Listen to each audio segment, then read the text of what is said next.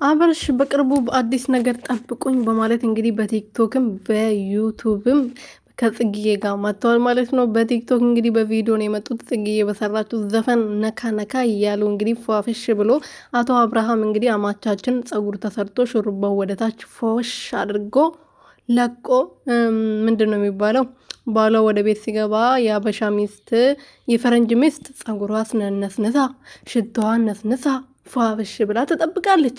ይህ ኢትዮጵያ ሚስት ደግሞ የአበሻ ሚስት ደግሞ ምንድን ነው የሚባለው? እናንተ ሙሉበት። ሰላም ሰላም ቤተሰቦቼ እንዴት ናችሁልኝ? እኔ ያለው እግዚአብሔር ይመስገን። በያላችሁበት ሰላማችሁ ብዙ ትረፍረፍ ይበልልኝ። ለዚህ ቤት ለዚህ ቻናል አዲስ የሆናችሁ ሰብስክራይብ፣ ሼር፣ ላይክ እያደረጋችሁ ቤተሰብ ሆኖ እንግዲህ አብርሃም ከጽጌ ጋር በቲክቶክ መጥተዋል። ጽጌ ያው ለማበረታታት ጎበዝ ጀግና ስለሆነች እሷ ማበረታታት አስፈላጊ ነው እና ከሷ ጋር እንግዲህ ነካ ነካ እያሉ በአዲሷ ዘፈን በአዲሷ በተለቀቀው አልበም እንግዲህ ብቅ ብሏል ማለት ነው። አብርሃም በቅርብ አንድ አዲስ ነገር አለ እና እሱም አልበም ለቅ ይሆን ዘፈን ለቅ ሊሆን አብረን የምናየው ይሆናል እንግዲህ ውዶችዬ።